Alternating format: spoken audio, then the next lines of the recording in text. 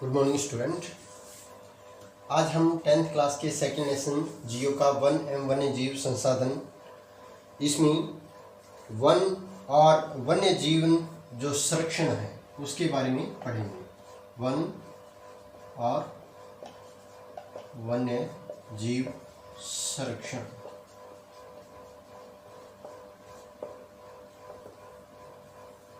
देखिए, वन जो जीवन है वो तेज गति से हो रहे ह्रास का कारण क्या है? प्रमुख इसका जो है मानव की आवश्यकताएं हैं, और जितनी ज़्यादा मात्रा में आवश्यकताएं मनुष्य की बढ़ती है, जैसे जैसे जनसंख्या बढ़ रही है उतनी मात्रा में जो व्यक्ति की जो आवश्यकताएं हैं वो बढ़ रही है, और इन्हीं आवश्यकताओं की पूर्ति के लिए जो मनुष्य है वो वन और वन्य जीवों को या वन्य जीवों को जो है नुकसान पहुंचा रहा है। क्योंकि वन्य जीव, इसलिए जो वन्य जीव है उसका संरक्षण करना बड़ा आवश्यक हो गया है। संरक्षण से क्या है, पारिस्थितिक जो विविधता होती है वो हमेशा बनी रहती है। पारिस्थितिक विविधता का मतलब क्या है? यहाँ पे जो जल है, वायु है, मृदा है, ये सभी क्या है विभिन्न स्थानों पर विभिन्न प्रकार की पाई जाती है, और इसमें इन्हीं के कारण क्या है जो वन्य जीवन है वो व्याप्त है। क्योंकि विभिन्न जातियों में बेहतर जनन के लिए सभी प्रकार की जो वनस्पतियां हैं उसको जीवन प्रदान करने के लिए ये सभी जो तत्व है वो बहुत ही आवश्यक है। उदाहरण के तौर पर हमने जो पारंपरिक जो फसलें होती है, जैसे कृषि के लिए, कृषि के साथ साथ जो बहुत से अन्य उद्योग और निर्माण, इन सभी कार्यों के लिए हमें इन सब चीज़ों की आवश्यकता होती है, और इसके साथ साथ इसके द्वारा पनपे हुए पारिस्थितिक संतुलन जैसे वनों के और वन्य जीवन, जो वन्य जो जीव है उसका भी हमें बहुत ही ज़्यादा मात्रा में आवश्यकता होती है। वन्य जीव संरक्षण के लिए या प्रकृति को नुकसान से बचाने के लिए जो सरकार ने काफ़ी मात्रा में जो वन्य जीव संरक्षण जो योजनाएं हैं चलाई थी। 1960 से लेकर 1970 के दशक के दौरान जो पर्यावरण संरक्षकों ने राष्ट्रीय वन जीवन सुरक्षा कार्यक्रम की मांग की थी। 1960 से लेकर 1970 के दशक तक, दशक का मतलब क्या है 10 साल। इस दशक के अंदर जो पर्यावरण संरक्षण के लिए बड़ी जोर से मांग उठी थी, और इसी मांग को ध्यान में रखते हुए भारतीय वन्य जीव रक्षण अधिनियम या वन्य जीव सुरक्षा जो है अधिनियम पारित किया गया था। कब? 1972 के अंदर। इसका जो प्रमुख उद्देश्य क्या था? जो वन्य जीवों के आवास रक्षण के लिए जो प्रावधान किए गए थे, इसके साथ साथ जो भारत में रक्षित जातियां थी उनकी सूची तैयार की गई थी। ये जो सूची तैयार की गई थी ताकि जो वन्य जीव प्रकृति में पाए जाते हैं या जो वनों के अंदर जो विभिन्न प्रकार के जो वन्य जीव थे उनकी शिकार से रक्षा हो सके, और उनकी संकटग्रस्त जातियों को पुनः पनपने का अवसर मिले। इसके साथ साथ जो शिकार पर प्रतिबंध लगाया गया था, वन्य जीव आवासों का कानूनी जो रक्षण है वो जीवों के व्यापार पर रोक लगाने के लिए प्रबल जोर दिया गया। इसके बाद में केंद्रीय सरकार ने क्या है, कई जो वन रक्षण और पशु जो विहार होते हैं, जहाँ पे कई प्रकार के पशु विचरण करते हैं, या वे क्षेत्र जहाँ पे जो वन्य जीव है वो अपना भोजन के साथ साथ अन्य क्रियाएं करते हैं। अब इसी उद्देश्य से जो कई प्रकार की जो बाघ परियोजनाएं थी उनका भी वर्णन किया गया, यानी जो बाघ परियोजनाएं थी उनको लागू किया गया था। इन प्राणियों में सबसे जो महत्वपूर्ण थे वो कौन से थे? बाघ, इसके साथ साथ में एक सींग वाला जो गेंडा था, एक सींग वाला गेंडा, और मगरमच्छ, कश्मीरी हिरण, मगरमच्छ,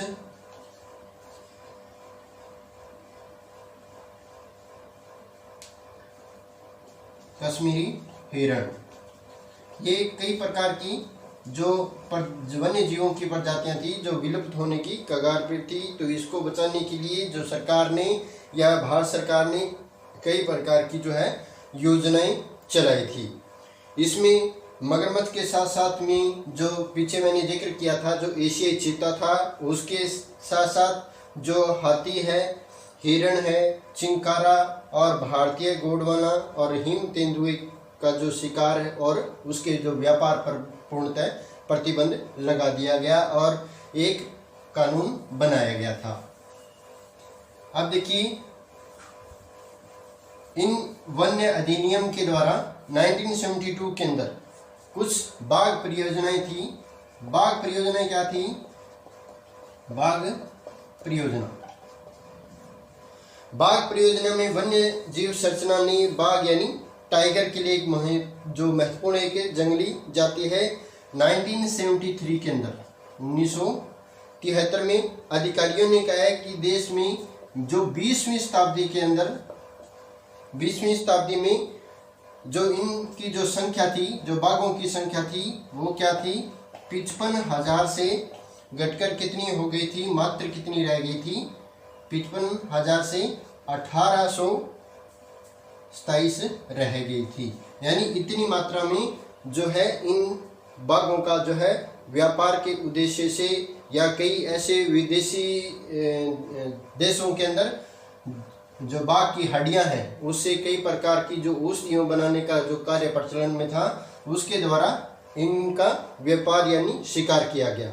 बाघों को मारकर जो उसका व्यापार किया जाता, चोरी करना, आवासीय स्थानों का, इसके साथ साथ जो कई प्रकार के जो शिकारी थे वो भी इनका जो है शिकार करते थे।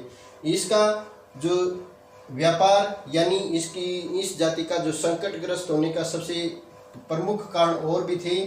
प्रमुख कारणों में क्या था? एक तो जो आवासीय जो क्षेत्र है, आवासीय क्षेत्र जो उनका क्या है?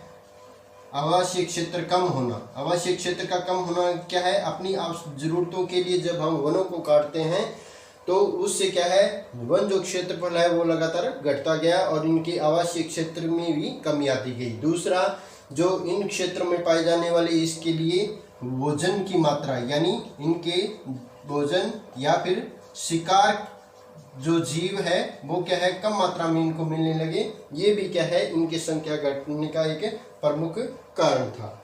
बाघों को का जो व्यापार होता था वो खाल के लिए होता था, यानी जो बाघ की खाल है, खाल के रूप में इसका व्यापार होता था। इसके साथ साथ जो मैंने बताया था भी हड्डियां जो है, किसी हड्डियों से औषधि बनाई जाती थी। क्या बनाई जाती थी?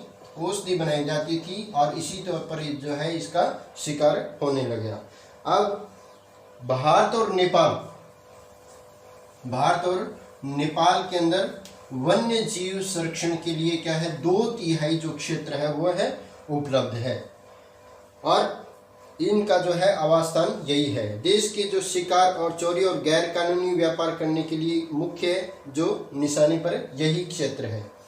प्रोजेक्ट, इसमें जो प्रोजेक्ट टाइगर की जो शुरुआत हुई थी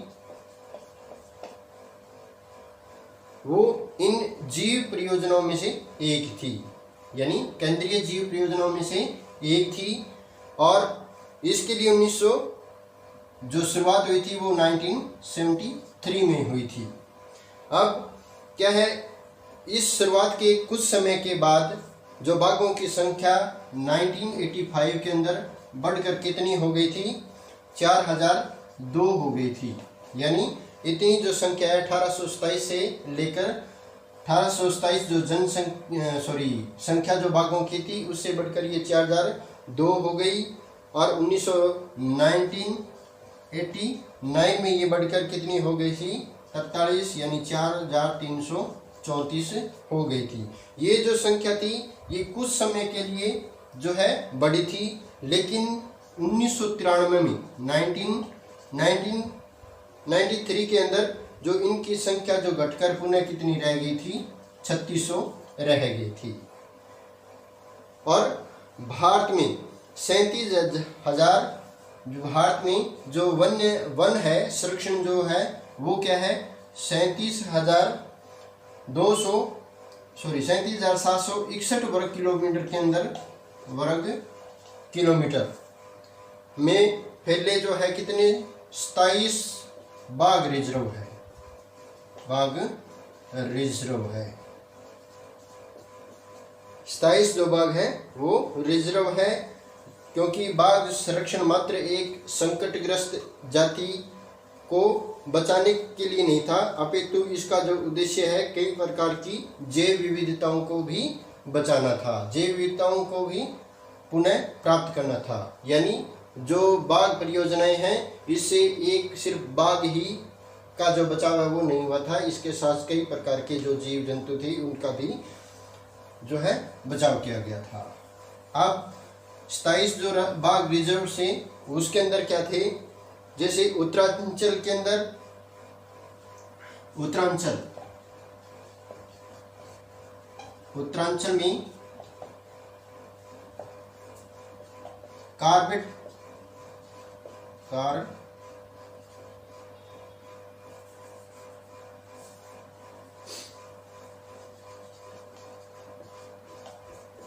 कार्बेट जो राष्ट्रीय उद्यान है, इसके साथ साथ पश्चिम बंगाल में सुंदरबन, पश्चिमी बंगाल के अंदर जो है सुंदरबन, इसके बारे में आपने काफ़ी सुना होगा। और मध्य प्रदेश के अंदर बांधवगढ़, मध्य प्रदेश में जो बाघ रिजर्व है वो कौन सा है, बांधवगढ़, ये क्या है, मध्य प्रदेश का जो है बाघ रिजर्व क्षेत्र है। राजस्थान के अंदर सबसे जो मशहूर है वो कौन सा है, सरिस्का, वो जो है वन्य जीव अभयारण्य है। और केरल में पेरियार, केरल का जो पेरियार जीव संरक्षण जीव संरक्षण अभयारण्य है पेरियार। और असम के अंदर काजीरंगा, असम में मानस,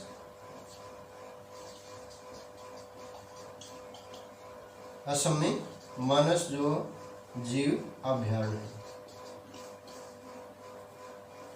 ये क्या थे, कई जो हमारे भारत के अंदर विभिन्न क्षेत्रों के अंदर जो वन्य जीव अभयारण्य जो बाघ परियोजनाओं के तौर पर बनाए गए हैं।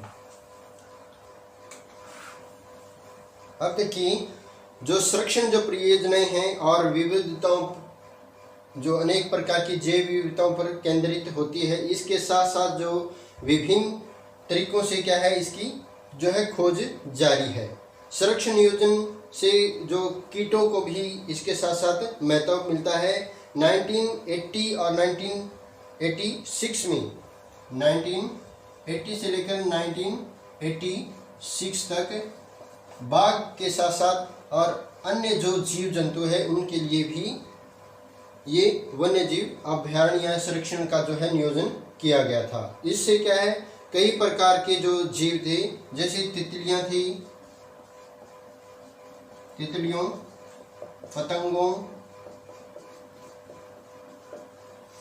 पतंगों और ड्रैगन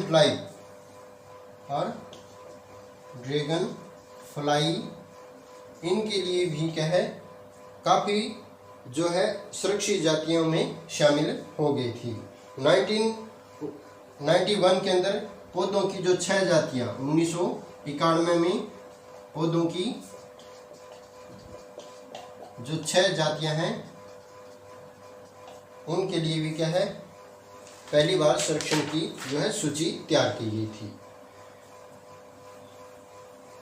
अब हम चलते हैं जो वन और वन्य जीव संसाधनों के प्रकार और वितरण पर। वन और वन्य जीव संरक्षण के प्रकार और वितरण पर, यानी जो किस प्रकार के वन्य जीव संरक्षण है या वो अभ्यारण्य जो है बनाए गए हैं। वन और वन्य जीव संसाधनों में सुरक्षित करना, उसका प्रबंधन करना और उसका नियंत्रण करना बड़ा ही कठिन होता है। और भारत में जो अधिकतर वन और वन्य जीव है उसके लिए प्रत्यक्ष रूप से सरकार ने कई प्रकार की जो योजनाएं बनाई है और उनको सरकार के जो अधिकार क्षेत्र में लिया है। इनमें से निम्नलिखित वर्गों में है वनों को जो है वो बांटा गया है। सबसे पहले आता है आरक्षित वन। आरक्षित वन, अब देखिए आरक्षित जो वन होते हैं वो क्या है, विभिन्न प्रकार के जो पेड़ और पौधों को बचाने के लिए किया गया है। इसके साथ साथ जो देश की आधे से अधिक भाग, आधे से अधिक जो भाग है वो आरक्षित वनों के लिए रखा गया है या आरक्षित वन घोषित किया गया है। और इन वनों में और जो वन और वन्य प्राणियों के संरक्षण की बात कही जाती है। आरक्षित वनों को सबसे अधिक क्या है, मूल्यवान माना जाता है। आरक्षित जो वन है वो सबसे अधिक मूल्यवान है। इसके बाद में आता है रक्षित वन। रक्षित वन, अब देखिए रक्षित जो वन है वो क्या है, आरक्षित वनों का ही एक भाग होता है। लेकिन वन विभाग के अनुसार देश के कुल वन का 1/3 जो भाग है, 1/3 जो भाग है वो क्या है, रक्षित वनों के अंतर्गत आता है। इन वनों को अधिक नष्ट होने से बचाने के लिए इनकी सुरक्षा की जाती है। तीसरा है अवर्गीकृत वन। अवर्गीकृत वन, अब देखिए अवर्गीकृत वन यानी बहुत से वन और वन्य जीव संरक्षण जो अभ्यारण्य है उनको कई भागों में बांटा गया है, लेकिन उस पर क्या है, एक सरकार, विशेष सरकार का ही अधिकार नहीं होता। अन्य सभी प्रकार के जो वन होते हैं इनमें अन्य प्रकार के जो वन है या बंजर जो भूमि है, बंजर भूमि पर किसका अधिकार है, या तो सरकार का अधिकार है और सरकार के साथ साथ जो है व्यक्तियों और समुदायों का जो है विशेष प्रकार स्वामित्व होता है। इनको क्या है, अवर्गीकृत वन कहे जाते हैं। आरक्षित और जो रक्षित वन है ऐसे स्थायी वन है जिनका रख रखाव जो है इमारती लकड़ी और अन्य जो वन्य जीव है उनके बचाव के लिए किया जाता है। मध्य प्रदेश में स्थायी वनों के अंतर्गत सर्वाधिक क्षेत्र आता है। मध्य प्रदेश जो है उसमें स्थायी वनों के अंतर्गत यानी जो आरक्षित और रक्षित जो वन है उसके अंदर सबसे जो क्षेत्र है वो मध्य प्रदेश का है, जो कि कुल वन का क्या है 75%। कुल वन का जो है 75% है। इसके अतिरिक्त किन क्षेत्रों में, जम्मू कश्मीर के साथ साथ जो आंध्र प्रदेश,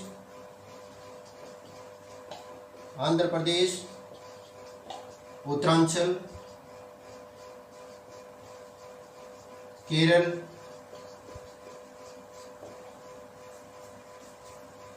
और तमिलनाडु, पश्चिमी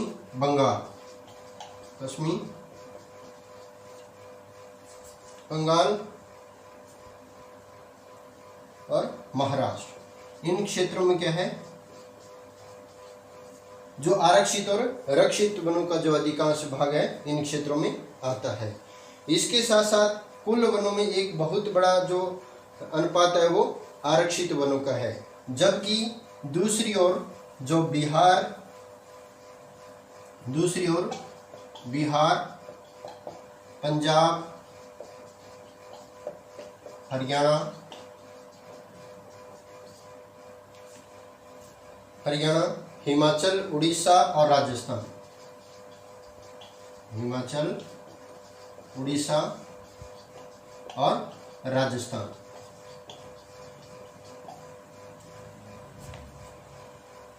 ये भी क्या है, इन वनों, इन क्षेत्रों के अंदर जो है रक्षित वनों का है वो अधिकांश भाग है वो विशेष अनुपात में है। इसके जो तीसरे नंबर पर था अवर्गीकृत जो वन है, उसका जो अधिकतर जो भाग है वो क्या है, पूर्वोत्तर राज्यों के अंदर, पूर्वोत्तर राज्यों में जो है अवर्गीकृत वन,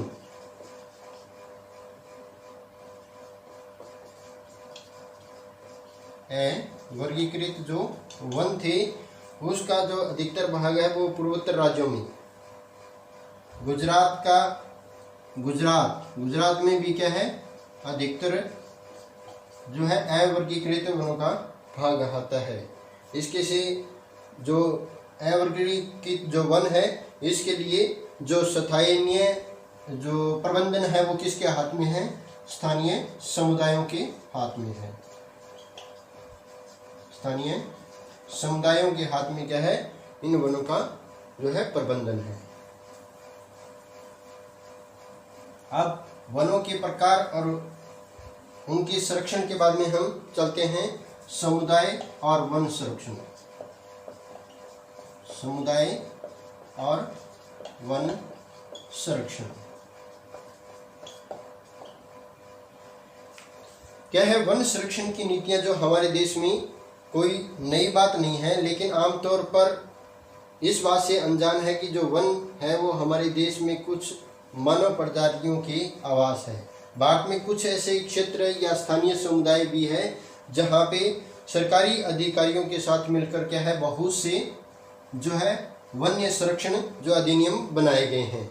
इसमें क्या है, जो सरिस्का, जैसे राजस्थान का जो सरिस्का क्षेत्र है उसमें वहाँ के राजस्थान के जो समुदाय के जो लोग हैं वहाँ पे जो बाघ रिजर्व स्थान बनाया गया है, तो ये काफ़ी मात्रा में क्या है, इन क्षेत्रों की रक्षा करते हैं। और वहाँ पे जो खनन का कार्य है, खनन कार्य जो है उस पर रोक लगाने के लिए जो है लड़ाई लड़ रहे हैं।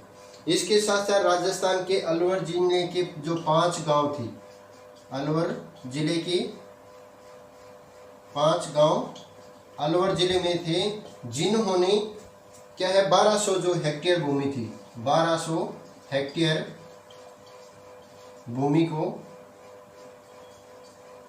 किस 1200 हेक्टेयर भूमि को क्या है, भैरव देव के नाम से, भैरव देव डाकौ जो है वो रिजर्व के तौर पर इसने घोषित कर दिया था। यानी जो भैरव डाकौ एक सेंचुरी बनाई थी जो वन्य जीवों की संरक्षण के लिए बनाई गई थी। यहाँ पे किसी भी प्रकार के जो बाहरी व्यक्ति था उसको शिकार करने पर या आने जाने पर क्या है, पूर्णतः मनाही कर दी गई थी।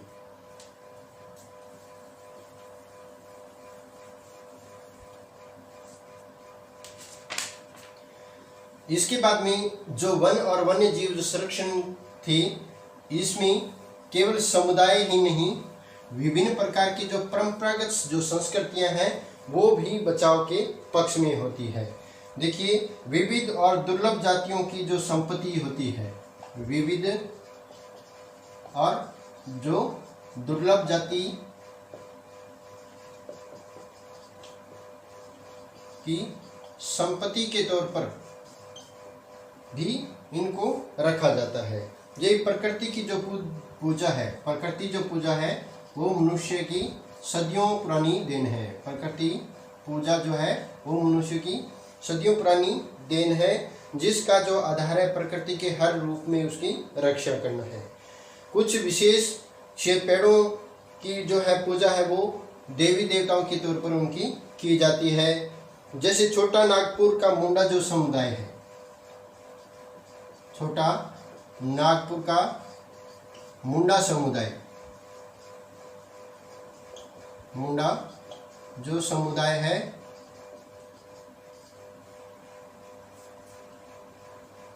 और संथाल जो जातियां होती है, मुंडा समुदाय और संथाल जातियों के जो लोग हैं, संथाल जाति के जो लोग हैं वो महुए के पेड़ की पूजा करते हैं।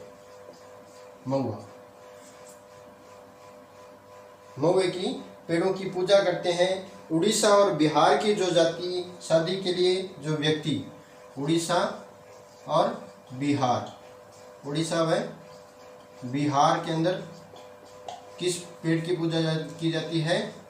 पीपल और वट वृक्ष की सबसे ज़्यादा जो है इन क्षेत्रों में जो पूजे जाते हैं और इनका जो है संरक्षण इनके द्वारा किया जाता है। भारतीय समाज में भी क्या है, अनेकों जो संस्कृतियां हैं, जो प्रत्येक संस्कृति प्रकृति और उसकी वर्गकृतियों को सुरक्षित करने के लिए पारंपरिक तरीके अपनाते हैं। तो इस प्रकार कई बहुत सी जो जातियां हैं या समुदाय है, आमतौर पर जो है इनका संरक्षण जो है सांस्कृतिक पूजा अर्चना के साथ करते हैं। इसके साथ साथ जो झरने हैं, पहाड़ी चोटियां, पेड़ों और पशुओं की पवित्र मानकर इनका संरक्षण भी किया जाता है। अनेक मंदिरों के आसपास बंदर और जो लंगूर होते हैं उनको क्या है, वहाँ के जो भगत के तौर पर उपासक जो मानकर उनको खाना खिलाया जाता है, उनको भोजन दिया जाता है। एक अन्य जो राजस्थान है, अब राजस्थान का जो बिश्नोई समुदाय है, बिश्नोई समुदाय है, उन क्षेत्रों के अंदर क्या है, नील गाय और हिरण बहुत मात्रा में उन क्षेत्रों के जो है झुंड वहाँ पे मिलते हैं, क्योंकि जो राजस्थान का जो बिश्नोई समुदाय है इन जीवों को पूर्णतः अपनी संस्कृति के तौर पर या पूजा के तौर पर इनको मानता है और उनका शिकार होने से इनको बचाता है। इस प्रकार बहुत से जो आंदोलन भी जो प्रकृति या वन्य जीवों को बचाने के लिए किए गए थे। इसमें जो हिमालय के प्रसिद्ध चिपको आंदोलन था, हिमालय का प्रसिद्ध जो चिपको आंदोलन था, चिपको आंदोलन ये भी क्या है, वन्य जीवों के संरक्षण के लिए भी बनाया गया था। और ये केवल वहाँ पे पेड़ पौधों को ही जातियों का प्रयोग यानी समुदाय जो वनीकरण अभियान को सफल बनाने के लिए नहीं किया गया था, और अनेक प्रकार के जो वन्य जीव है उनकी रक्षा के साथ साथ भी इस आंदोलन का चलाया गया था। अब इसके साथ साथ जो पारंपरिक संरक्षण तरीकों में जो पारिस्थितिक कृषि के लिए नई तरीकों का जो विकास होता है, उसमें जैसे टिहरी बांध था, टिहरी बांध के लिए किसानों ने बीज बचाओ आंदोलन की शुरुआत की थी। बीज बचाओ आंदोलन की शुरुआत की थी। और बीज बचाओ आंदोलन जो था वो क्या है, किस लिए हुआ था, क्योंकि उन क्षेत्रों के अंदर जो रासायनिक खादों का प्रयोग हुआ था, रासायनिक जो खाद थी विशेष तरह पर इस्तेमाल होती थी, इससे क्या है जो देसी प्रजाति के जो पौधे थे वो क्या है ज़्यादा मात्रा में लुप्त होते जा रहे थे। इसलिए इनने बीज बचाओ आंदोलन यानी जो स्वदेशी या जो देसी पौधे होते थे उनको बचाने के लिए बीज बचाओ आंदोलन चलाया था। भारत में संयुक्त वन प्रबंधन कार्यक्रम के में क्या है, रक्षित वनों का प्रबंधन और पुनर्निर्माण के लिए जो है स्थानीय समुदायों की भूमिका क्या है, बहुत ही प्रमुख रही है। 1988 में 1988 के अंदर 1988 यानी 1988 में औपचारिक रूप से इन कार्यक्रमों की शुरुआत हुई थी। और उड़ीसा जो राज्य था वो संयुक्त वन प्रबंधन के लिए संयुक्त वन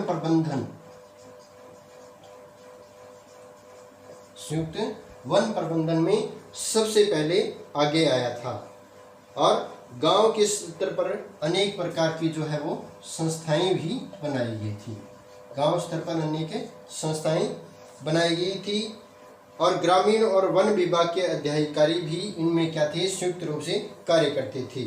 इसके साथ साथ जो समुदाय है वो मध्य स्तरीय लाभ जैसे गैर इमारती उत्पादों के लिए हकदारी होते हैं और संरक्षण से प्राप्त इमारती लकड़ियां जो है वो लाभ के लिए प्राप्त करते हैं।